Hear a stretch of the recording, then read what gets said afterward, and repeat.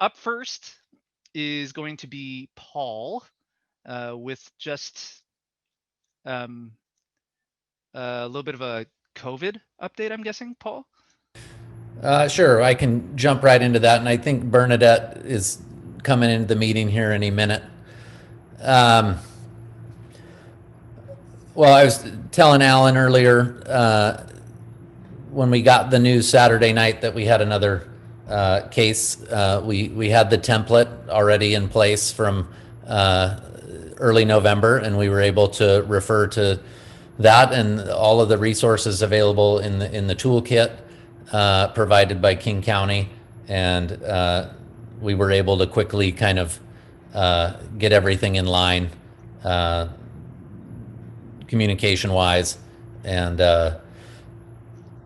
again, we went with the notion of holding out all three cohorts so that support staff and specialist teachers that were crossing over into all classrooms could go out and get tested and get those results. So that's something that we'll probably see play out again. And we brought the other two cohorts back today onto campus, and then we'll see that other group on Tuesday. Bernadette has been attending frequent meetings with principals and public health, and probably has more information to share regarding maybe news you've read about the CDC kind of changing some of their targets and how that news may or may not affect us moving forward. Hi, good evening, everyone. And yes, the CDC is talking about changing the quarantine time from 14 days to 7 days with a negative test. Otherwise, it would be 10 days. And then they're also thinking of changing, they're also looking at changing the decision tree metrics, that dashboard that we work off of, that currently says we're in the very high risk zone at 75 and above, and I checked today we're at 408. But they are thinking of changing, raising, and that the low risk is 25 and below. So it looks like they're going to bring that number, that 25 up, and also bring the 75 and above up to allow more children, because the research, the data is showing, but the data are showing, I should say, that the children are not transmitting it in the schools, and that schools are safe compared to the outside communities, especially when you compare what's happening when folks gather in restaurants, for example. But having said all that, the governor, Jay Inslee, has not implemented the CDC the results yet, and even when he does that statewide, and we will work with Public Health Seattle, King County. That's who we go with. So once Public Health, if they change it, Seattle, King County changes, well then we would go with their new decision tree metrics. Because they send, we're on their list, we communicate with them on a weekly basis. They have our data of all the cases. They're checking on all of that, and we contact trace through them. So that's the organization with whom we work. That's the latest and the greatest. I think you know what the next follow-up is going to be then, Bernadette. If and let me try to be as specific as I can then, so that it's not just like some broad stroke sort of question. What, assuming that data is true and filters down to us as a county, then has there been any talk then about expanding slowly who's allowed back in school? Not yet. So we haven't gotten that far yet, Alan. But because we're at 408, and the high number that they'd be coming down to would be 200, and we need to see that downward trend. Now, mind you, over the past few days, the trend is downwards. It's gone from 418 to 410 to 408, but hospitalizations are increasing. So that's not good news. But so it'll be a while, and they are concerned about, next week out, the 2 weeks after Thanksgiving, for instance, and then we're moving into Christmas. So we don't know that. What we do know is that they continue to tell us to be very, very cautious, and to take all the measures that we've been told, the sanitizing, the mask wearing, the social distancing, etc. And we do know that when we do come back, all of that will stay in place. So we will be bringing classes in. The next move would be grade 3, and we would probably be bringing them in a hybrid fashion. Grade 3 through 5 would be the next group. We don't know when, and nor how many, so I would imagine it would be hybrid. So, I mean, a lot of people are still talking about staying out for 2 weeks at least, or 3 weeks after Christmas, so that we can, if people travel, they're quarantining, etc. So, But we don't have any rules regarding that currently, right? Like our return to school is still set to be the same. We haven't adjusted that at all. yeah, Or has there been any talk about we that? haven't. No, we're not there. We're not there Okay. yet. Yeah, we're preparing to be there, but we're not there.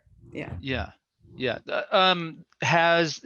When you were talking to the county earlier then, did they offer any advice or guidelines for families that are planning to travel over the holidays, or? Quarantine, and if it comes down to Public Health King County reducing the amount of time, well, then you would quarantine for 7 days if with a negative test, but for the 10 days without testing. Okay, They're advising that we don't travel. They're still advising that advisory is still in place. Yeah. And so is the one not together. Those advisories are still in place. Yeah. I just noticed that the current order from the governor goes through December 14th, if I recall correctly.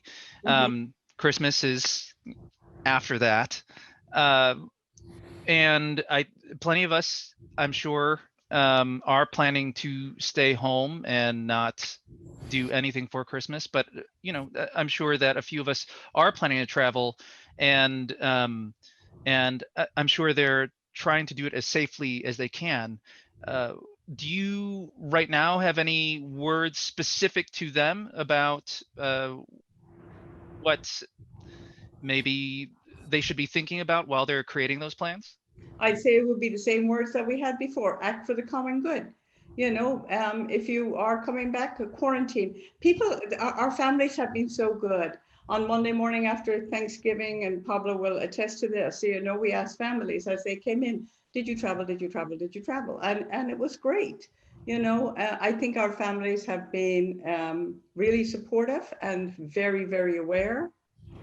And agreeable that if they had, we'll take our child out right now and test. So.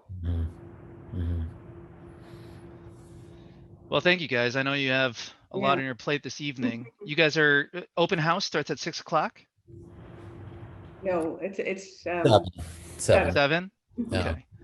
Well, if anyone from the parent field there wants to chime in about what maybe you're hearing in the workplace, or offer up any information to help guide us, this is a great moment.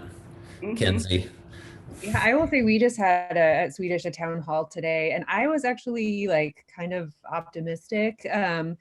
Obviously the projections are just projections, and things can change and evolve always, but actually there was some optimism about Washington potentially started, they're not seeing this exponential rise, and they're also seeing cell phone mobility data is suggesting that people are kind of adhering to the rules, which is good. And the other thing is they're going to start, vaccinating healthcare workers this month, probably in a couple of weeks.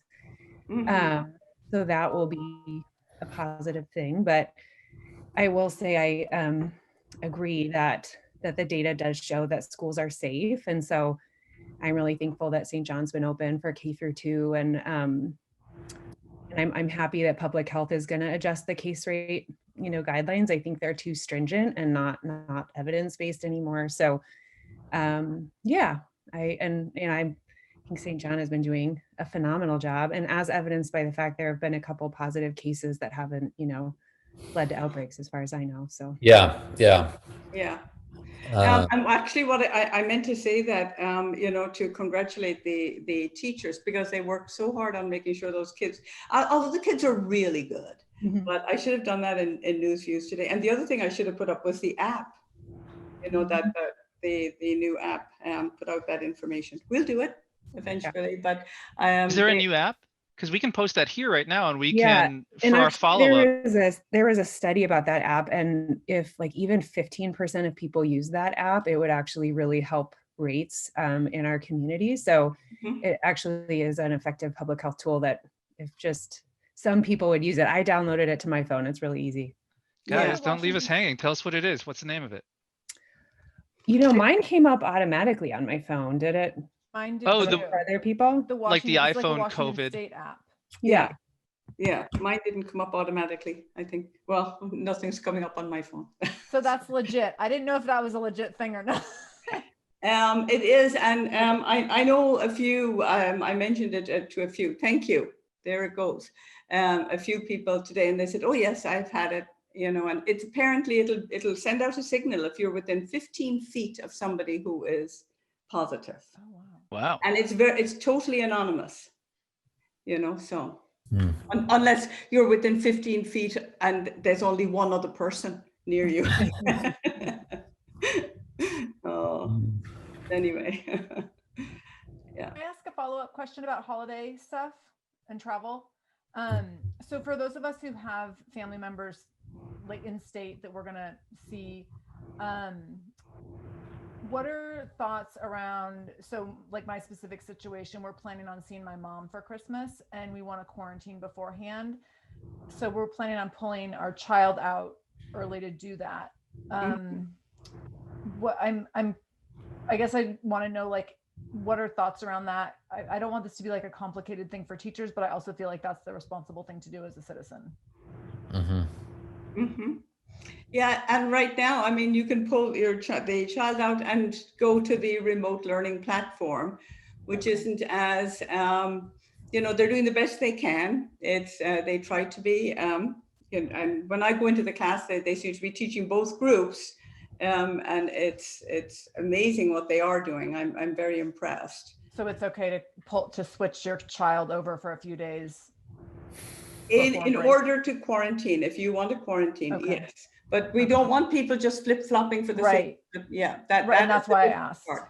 Yeah, thank you. I appreciate the concern. And another good reminder and this goes even in general non-COVID times, but if you're planning to travel and you ask a teacher for work ahead of time, there's no expectation on the teacher to provide advanced work if you're going to go to Hawaii to quarantine. That's just a general practice that we have. But since they moved to the Google Classroom platform, that has been very helpful, because you can see in a lot of cases they're planned for the entire week. So Yeah. The challenge for the in-person kids is all their materials are here, so they need to kind of prepare for that scenario. yeah, materials home. Any other questions, you guys?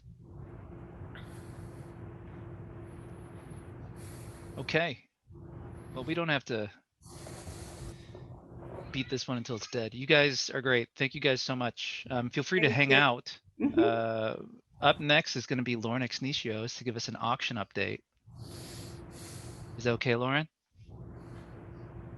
You're muted. Just can't hear you. Okay, I'm unmuted. For some reason I had pressed *6, not just unmute. We call it double mute jail at work, so I understand. Hopefully everyone can hear me now. So I did have a question from the last one that I was just talking to myself about. So this might be a little legalistic question, I don't know, but let's say I'll use my kid. Lucy comes back to school on December or January, whatever, and we haven't quarantined, and she's like, "Oh my gosh, I'm so tired. We just got back from our 2 weeks in Hawaii for the holidays." Like, are you going to kick those kids out? Are you going to? I mean, I'm just curious, and we're not going to Hawaii, but I'm just sort of curious, like, what is the? I mean, you can't block them from coming in, but at the same time, I guess you're probably just going to reach out and just say, like, "Hey, Lucy mentioned you're in Hawaii." Yeah, we'll I was call just you curious. and we'll say, "Lauren, I heard you were in Hawaii. Can you Okay. come please and pick Lucy up? And if you want to return before the 4th or when it was 14, please go get her tested. Whatever. You can return within 7 days." Yeah, We Awesome. just practiced thank that we exact did. scenario. We did. I didn't want to say that, but I don't want to tackle, but we did. We did practice it. Block them at the exit. Okay, awesome. Your Thank you. children are just so upfront. Woo! Oh yeah, there's no hiding it. Yeah, Yeah. awesome. Okay, thank you. Okay, so now an auction update. Hopefully everyone saw our first auction update went out this week, which is super exciting. It's going to be March 19th this year, so a little earlier than normal, but that's okay. It will be virtual again this year, but it's going to be not like you saw last year, where of course everything was just online. That was, we were just playing catch up, and things changed with, I think, 4 to 6 weeks before. So this time it is intentionally virtual, and it's going to run like some of the other auctions you may have seen during the last year or so. So we will have our standard online silent auction like you're used to seeing regardless of the year. And then on the actual evening, we will have an event, a virtual event. It's actually going to be from Fremont Studios, but this is Bailey, she likes spam Zoom calls. But obviously our guests will not be there. So it will be our auctioneer and a few other staff members who will be going from there. So we will have an actual live event with some live items going on and some other fun things. Of course, you saw our theme, and so we're hoping maybe to have some Battle of the Bands or something else going on as well to be able to promote during that. So it will still be an actual event for an actual time period with an actual live auction. The upside to all of this is that anyone can attend. You can share the link with people anywhere. So, my parents live in Connecticut and they can attend the live event if they'd like. We're still going to we're working on what pricing is going to be. We think there's going to be a couple of different levels. And part of that is that we want to be able to offer some different options. So one option is going to be, you can purchase a dinner and, you'll pick that up and then have your dinner at home during the event, for the live event. We're also hoping to do kind of a drive-through auction experience the afternoon of the auction. So you can drive through, pick up your dinners, do a quote unquote dessert dash of some kind, and then, maybe fling a ring from your car on the wine dash and buy raffle tickets all there that afternoon. Part of that has to do with licensing, so we need to do it day of. And of course, part of that does that you can't throw a ring on wine if you can't do it in person. So it'll be, socially distant, sort of similar to how we did pickups for your auction packages and everything. So we're working on that, but we think that'll be a nice way to do that. We are working on class projects or figuring out, I should say, what we're going to do for all of those. Obviously, that's going to look different. Hopefully you saw in the email, and you'll be getting a postcard home with all this information about what we're looking at for procurement this year. So there is still the same request that's included in the Fair Share contract to donate to the auction, either in cash or procuring an item. And some of the options we've included, since we're asking, we don't really want people on campus as much, so we're not doing the pickups of items, is we have an Amazon wish list, and lots of people have actually already sent us things. That's awesome. You just go on, choose your item, and it's going to go straight to the school with your name on it. You can, of course, always donate cash. You can let us know if you want to, team up with a group and do something. And of course, we always still accept, you have a house and you want to donate a stay there and things like that. So that is going to be the same. So we're excited. We're excited to have this option. We're excited to have more of an event this year than last year. And, obviously sad at the beginning of the year or at the end of last year, we sort of thought that, of course, we'll be able to gather by this year, but it's not going to happen by March, and that's okay. So we're going to do the best we can and celebrate everything we're doing. And we think the theme's kind of cool with that it being rock on. We're all just kind of carrying on and doing the best we can and trying to make it all work these days. So if you have any questions, let me know. I know I was a little vague on some of the items. We're still trying to figure out like class projects and things like that. So that will be coming out shortly. Oh, and one other plug is that December 15th, so Tuesday, December 15th, we will be having an auction Q&A Zoom meeting. And that went out in the auction email, and we'll keep promoting that. And that's for anyone to join, especially new parents. They may have questions, so that's a great place for them to come out. But anybody who has questions, just come, drop by. It's going to be super casual. And so just come by, ask questions if you have about any of the events or anything, and we'll be able to share information there. So that's all I have, but I'm happy to answer questions or if there's anything specific people wanted to know that I didn't touch upon. Anything, you guys? Just open your mic. I if have a you want. question. Sorry, it. I'm late to the party. Trisha's here. Oh, hey.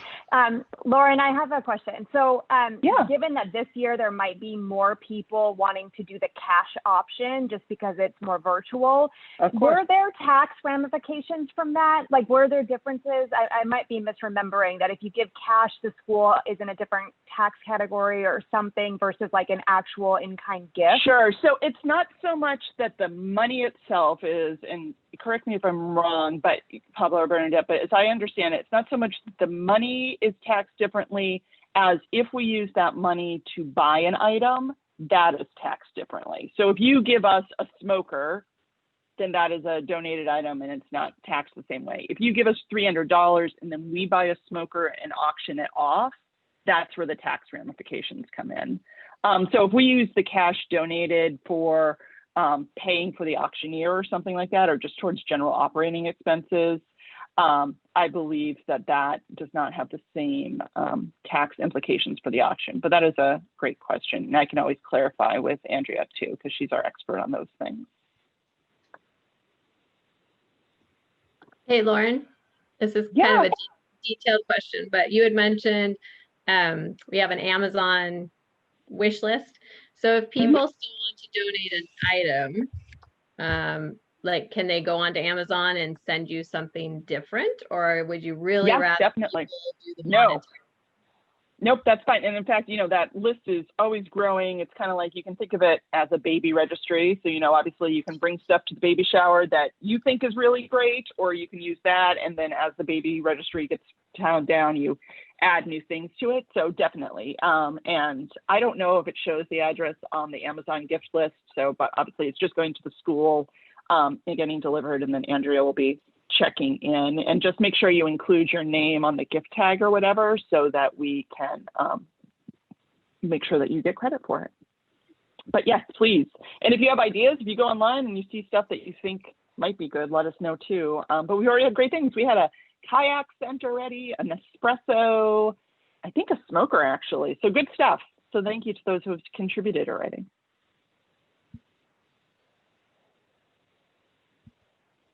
Amazing. Anything else, you guys? Because we're just going to basic open floor now. Otherwise, actually, while we've got Bernadette and Paul, any other auction questions, you guys? All right. Well, we've got Bernadette and Paul. Just going back, it looks like there is a question and a little bit of a comment. Oh, and Paul is replying. So, I mean, do you have? I mean, I'm guessing that part of the reason that you don't want to do that is because you have no way to enforce it, right? You have no way to be like, you have to quarantine if you go to Hawaii, right? That is true. And we put it out on we are a Catholic school. We put it out with a very strong recommendation a number of times. We put it out the afternoon of the first, when the governor made his advisory. We put it out that Friday afternoon in a special MailChimp. We put it out in the following it is on the following news views. And we will continue, even today, I think I mentioned, please just follow the advisories and the recommendations of the governor. But we will, based on how the numbers go over the next week, because I think they're going to, the fear is that they're going to get higher for a while following Thanksgiving. And they think that we haven't seen the worst of it. Even though, as I said, in Seattle, they are, the King County, they're dropping somewhat, but the hospitalizations are not. But we will continue to update what we hear from the governor, and we will put that out in news views. I put out the last time that I trusted our community. The one person that we talked about earlier on that turned over had not flown and kind of misunderstood it, the reading, and was very careful and felt had read it carefully and then was very embarrassed. But if we hear that people are traveling, we will question them. Mm-hmm. I think to Bernadette's point too, the recommendation also says don't gather with people outside of your household. That, yeah. We just felt like we couldn't really, And, how are we gonna, we don't want to track you. We're going to trust that you make the decision that's right for our community, your family. And quite frankly, I mean, I will tell you myself, once I put that out, I had to tell my son, I'm sorry, I can't gather with you because I'm in this household, you're there. And even though the two of us were in a pod the whole time, that was that family, I just felt, I can't do it. And that apparently is way more dangerous than actually traveling from, this is what the data is showing. It's more dangerous to gather in our own community. This is where it's happening. It's not just as a result of flying. So that's the quandary, the dilemma. And, we can't ask everybody. And just to review then, that quarantine that's supposed to happen should be 14 days following travel? No, well, right now it's 14, yes, right now. Okay. But as I stated earlier, we're waiting to see if Public Health Seattle King County will change following the CDC data.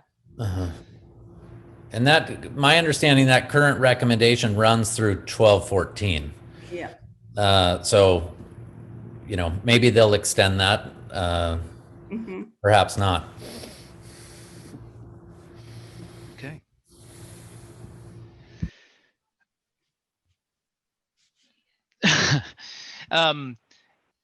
Well, I think then we should move on to talk about other business. All right, because we've got a lot of questions regarding Scrip. I don't know how many answers we have. And we should open the floor also to talk about our ongoing gift giving project that you guys are doing a really great job for, but whatever support we can give you on those fronts. I think the best person to talk about Scrip right now would be Trisha. I think. Sure.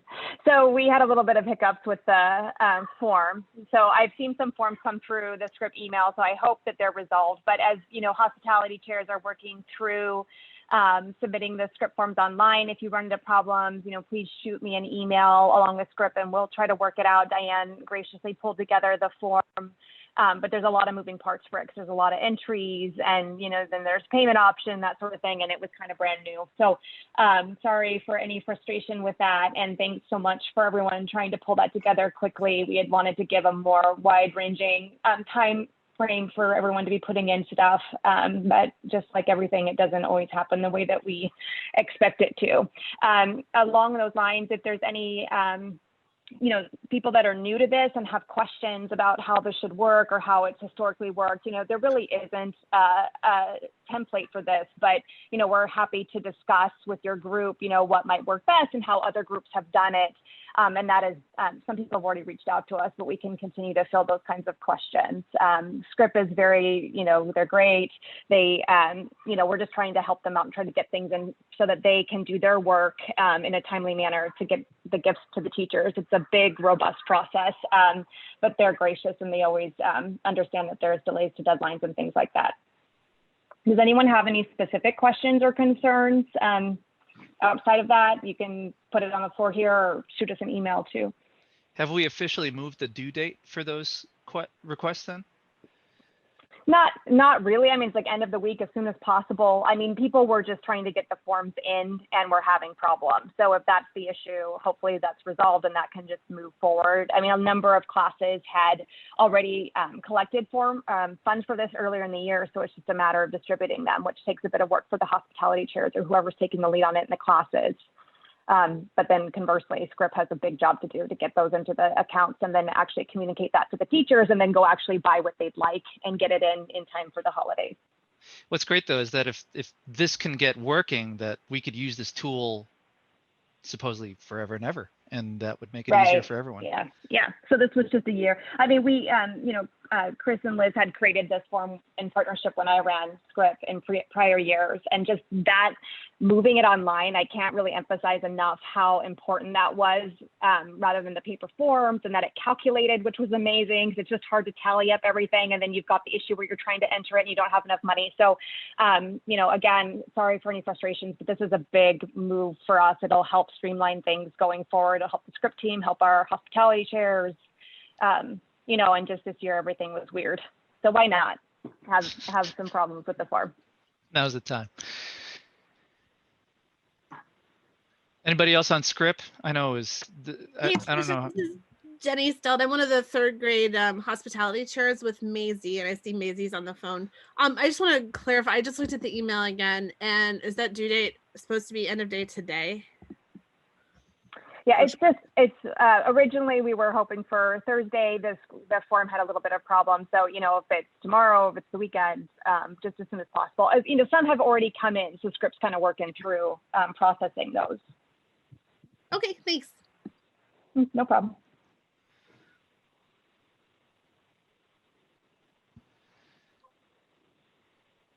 All right, what about, yeah, go ahead.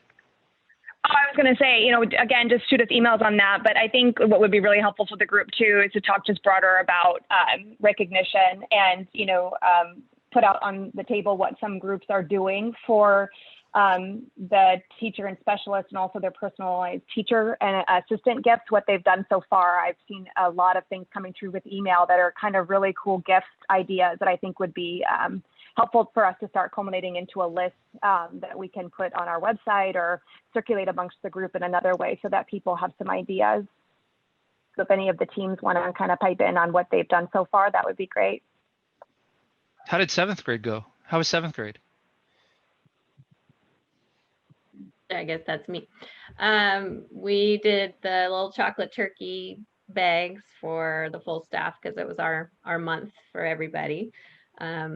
So yeah, I think it went smoothly enough. I just dropped it off with Mrs. Q and then she distributed for us.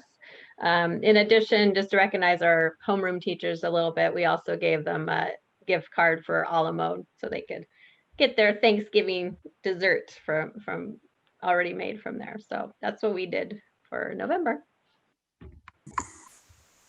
Hey guys, this is Candace from 5th grade. We also did a la mode gift cards in November, which I think the teachers appreciated. And we made advent calendars for them for December filled with candy, little sacks filled with candy and some fun Christmas stuff. And our month is January for the full staff. And we haven't 100% decided what to do. But one question I want to throw out for consideration, and maybe it can't be answered until later, depending on how things go, is we have a lead from one of our families on either a heavily discounted or potentially free coffee cart to come to the school.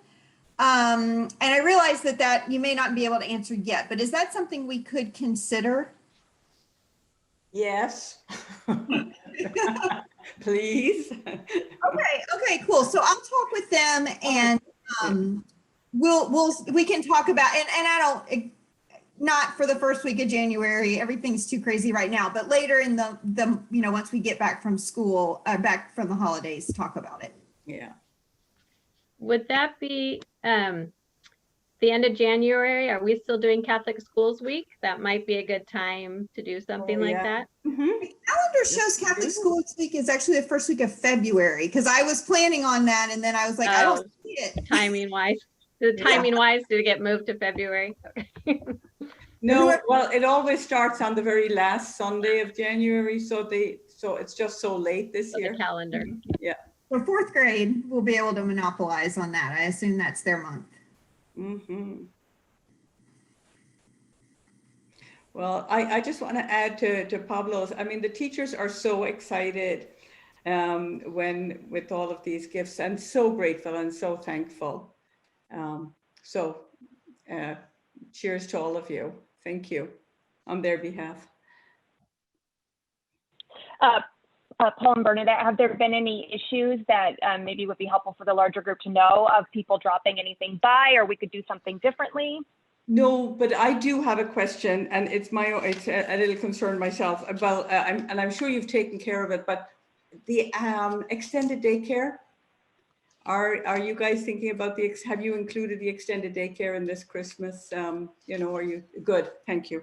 No. Yes, and it's different. Yeah. So, I mean, it's come up in the conversations for the younger grades because historically it's just been a separate pool that's been kind of collected by one family that's an XCC, and it's so widely used that that pool grows big. I can say that from running Scrip. I don't know what it's going to look like this year, and they are included in the actual form. But we really didn't head that off really early to be able to get people to plan it. It's one of those things that we just didn't realize would be different. So we're kind of working through it. Thank you. I appreciate that. I just wanted to make sure because they are a solid team. They're being, so. Yeah. They're amazing. They're amazing. It's just, it's preschool families in there right now. And, a lot of them are new families, and we didn't even think about how to support newer families trying to come in to hospitality for us. So. Yeah, and as I said, the XCC pool used to be different. It was for holiday gifts, but it sort of wouldn't come into Scrip until January, which is what XCC is kind of accustomed to. Going to circle back to Maggie and Andrea with Scrip and see if maybe we could do something different with the form over the break or something and circulate just to the families that are using XCC. And they might want to make more individualized gifts because that's not as hard. As people know, the concern and where I keep emphasizing is please don't send this out so that Scrip's not getting inundated with 100 different entries. But that might be something different that we could utilize the form in that way. Great. I don't want to say that without checking with them. Yeah. Thank you. While we're on this topic, and since you're still here, Bernadette and Paul, there haven't been any issues so far with any of the gift giving, but just thinking about how the holidays are coming and how there might be a lot more families who would like to individually show their appreciation outside of Scrip and their classes. Do you have any advice or guidance for them, and or any concerns regarding them doing it safely? That's a good point, Alan. I think we better think that through, Bernadette. And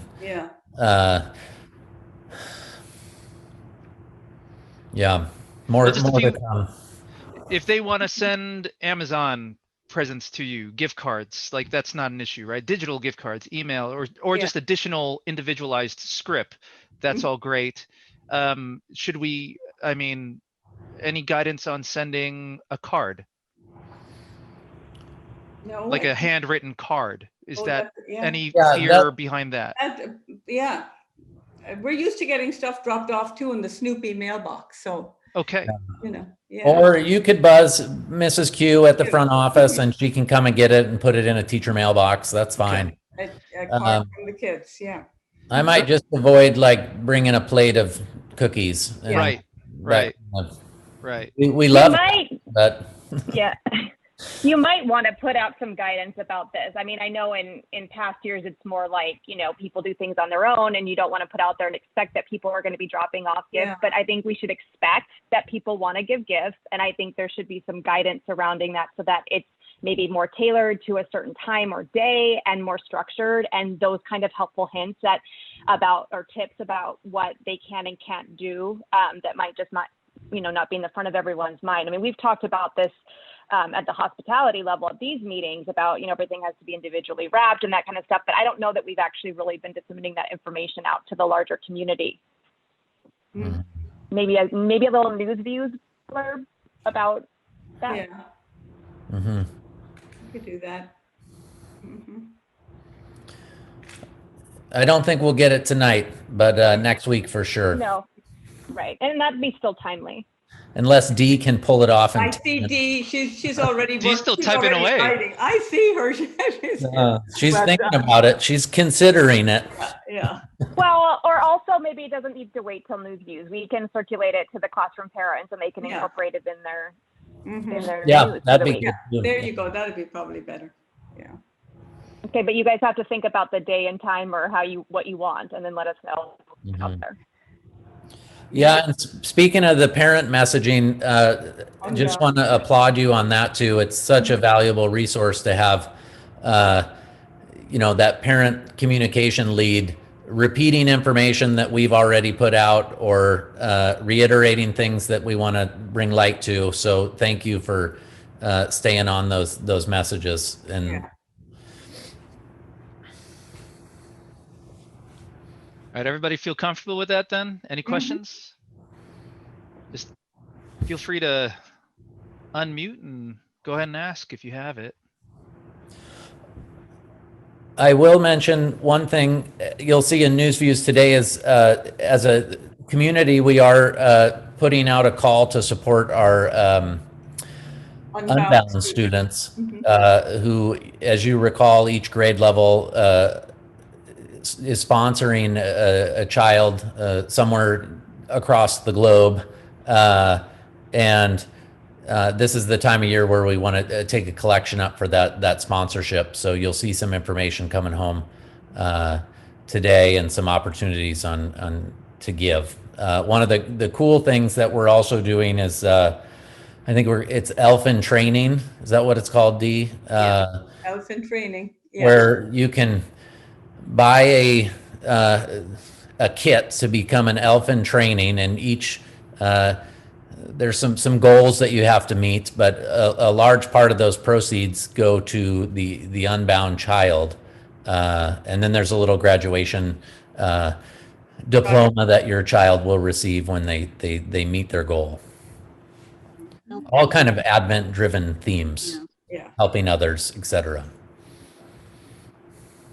What was that, Dee? Oh, it's Elf College. You graduate from Elf College. Yeah. It's $15 for the tuition donation, and all proceeds go to our unbound friends. So it's really sweet. Mm-hmm. Yeah. You get some elf ears when you graduate too, right? Oh, it's a shh. Oh, sorry.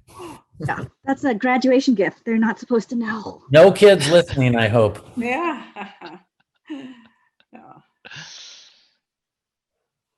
Anything else, you guys? Should we talk about, oh, I know. Does anyone have any advice for any hospitality chairs who are having issues, maybe procuring as many funds as they were able to in previous years? It's a rough year. It's a rough year. I know in second grade we were, I said this last time, I think. Somebody said this last time, that we're accepting in-kind donations of gifts, and our hospitality chairs have been really great, and our room parents have been really great about just letting everyone know, like, you can't make the minimum. That's totally fine. Anything is great. But yeah, it's a rough year. So It is a rough year. We're all aware of that. Yeah. Maybe we just need to sort of emphasize that it doesn't need to be, a monthly thing. Maybe it's every other month, and think about things that don't cost money. Exactly. I will reiterate that, because that's what I was thinking. Maybe for one of the months we get all the kids to write, what they love best about their teacher or St. John, or make cards or do videos. I mean, there's some non-monetary ways to appreciate the staff, I think. So yeah. those are some pretty good ideas. Then do a screenshot at home and then just send it from all of us. We love you. Yes, yeah. Screenshot of the class. Mhm.